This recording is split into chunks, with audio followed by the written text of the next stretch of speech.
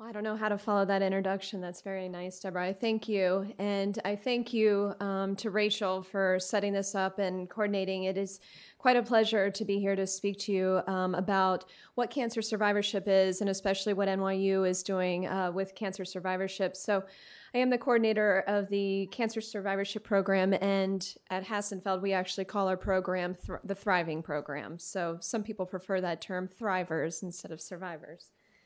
So I'll be brief with my comments because Deborah has already commented a lot about what survivorship is. But cancer survivorship is a looking at the 360-degree view of cancer. So it's not just about treating the disease, which obviously is the most important part, but it's really addressing the psychosocial needs, the emotional, the financial, the spiritual aspects of the cancer patient, but not just the cancer patient, but for the family, because I think, as everybody knows in this room, a diagnosis of cancer doesn't just affect the patient, but all of those that care for them. And so at NYU, we've adopted the definition that cancer survivorship begins from the time that you're diagnosed. So it's not just thinking about, 5 and 10 and 15 years down the line, that you might have a side effect from your treatment, but really what can we do from the date that you are diagnosed to address your emotional needs, your physical needs, your spiritual, your financial. And the diagram that I have there at the bottom is really kind of defines what survivorship is, and that it's a lifelong continuum. And so this active phase in the survivorship is when you're diagnosed, when you begin your initial treatment. And during the extended phase, you're kind of in this watchful waiting period. People define it as a period of transition, a period of celebration but uncertainty. And then into the permanent survivorship is the years from diagnosis when, reoccurrence risk is very low, but you still might be dealing with some of these side effects that Deborah talked about. And so during each of these aspects of survivorship, we need to provide you with support to kind of help you through each of these phases. And so there is a quote from a physician who was also a cancer survivor. It says, "The challenge of overcoming cancer is not only to find the therapies that will prevent or arrest the disease quickly, but also to map the middle ground of survivorship to minimize its medical and social hazards." And so a lot of what we know about what survivorship really is, we attribute to our childhood cancer survivors. And there was a big study that was started in the early 90s that actually enrolled 20,000 childhood cancer survivors that were treated between 1975 and 1990.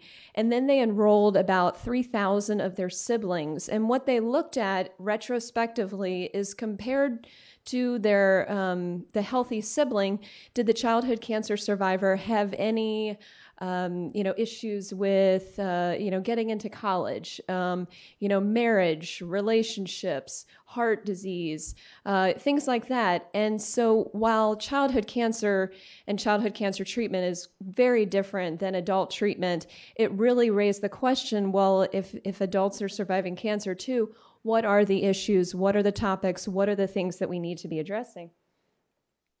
And so in 2005, the Institute of Medicine paid attention to this, research that had come out from this childhood cancer survivorship study, and they issued a report which was called "From Cancer Patient to Cancer Survivor: Lost in Transition."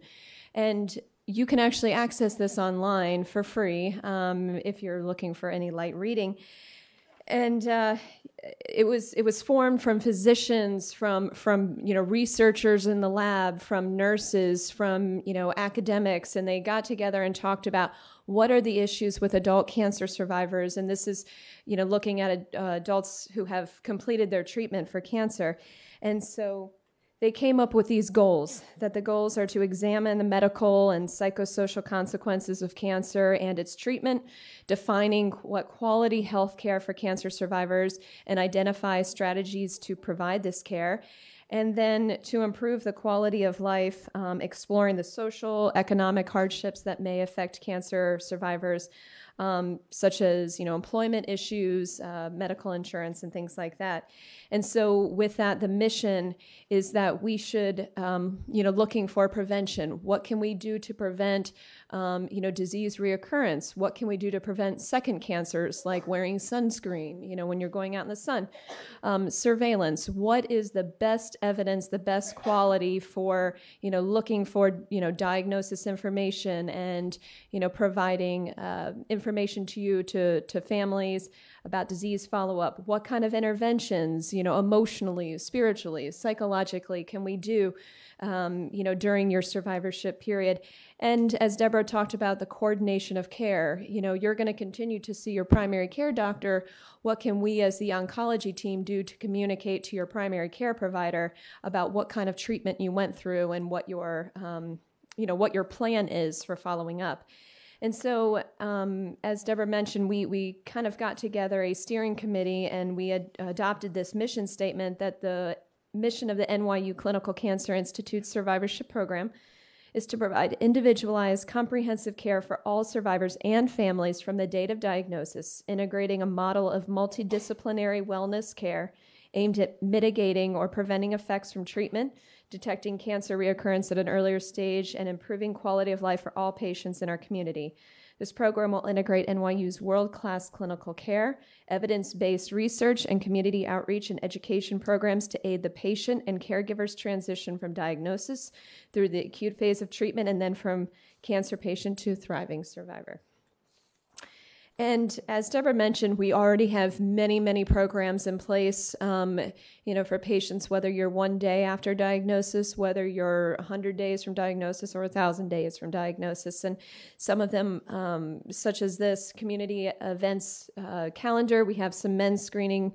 We have an ovarian cancer survivorship event on Saturday. And in the fall, we're going to be restarting our lecture series on cancer survivorship. And we did this last year, and it was quite successful. And this year, I think we'll be taking a spin on it to make it a little more interactive, not just sitting and looking at PowerPoints, but what can we do to engage you? So if you have ideas and thoughts, we're certainly willing to hear them out, and the phone number is there as well. At the Clinical Cancer Center, we also have a strong integrative health program. At Hassenfeld, the Children's Cancer Center, we have a full-time massage therapist on staff. And, if you're on the infusion floors for the Cancer Center, there are massage therapy there. There's music therapy sometimes when you walk into the lobby of the Cancer Center. You'll see that. There's a dog that wanders around. At Hassenfeld, we have this big, fluffy, white dog, the Samoyed, who's just beautiful. I always say if he goes missing, you look in my apartment because that's where he'll be. The supportive services that we provide, social workers, psychology, nutrition, physical rehabilitation. We have a really nice center up on 38th Street. And there's individual and group therapies. And if you need more information, the phone numbers are there.